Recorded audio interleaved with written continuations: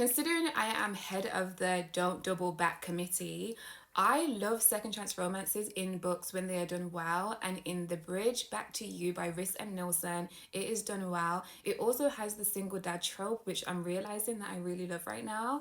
And I know that we say we have book boyfriends and things like that, but can we also have book stepchildren? Because Teddy is my new stepson. So in this book, we're following Carmelo and Olivia. They used to be in a relationship. They haven't been together for 10 years. They also used to work together at Carmelo's mom's restaurant. Now Carmelo's mom has sadly passed away. They've been brought back together again because she put in her will that Olivia owns part of the restaurant. I always love when you can tell that the MMC in a romance book is trying to guard his heart a little bit, but it is just spitting it out through the seams because he is just so infatuated with the woman. And in this, you can tell that Carmelo loves Olivia to pieces, but he's afraid of letting her back in because she left before. This book has representation for OCD and endometriosis, which I have both of, but it's in two different characters who are part of the story. So it was so interesting seeing myself from a bird's eye view through different characters and being like, that sounds like me, that also sounds like me. And because this story is centered around a restaurant, there are so many themes of food, which was so interesting to me,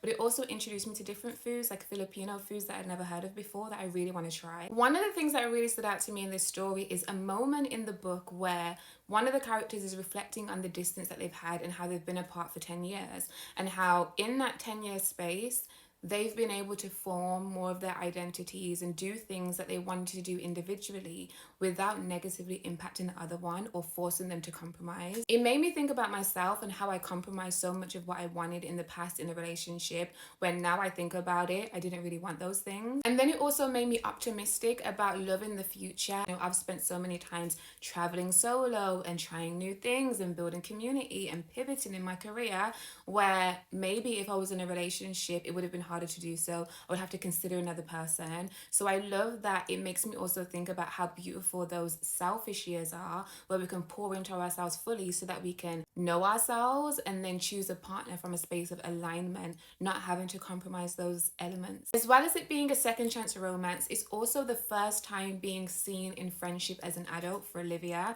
She's choosing new friends and seeing people that make friendship feel easy. It's just beautiful all around, and I feel like if you want to read a wholesome read but also something that makes you reflect a little bit, this is definitely the one. I love Riss's books. I also enjoyed A Love Like the Sun by her as well. So if you're looking for an author to read romance by, definitely check her out and definitely read this book.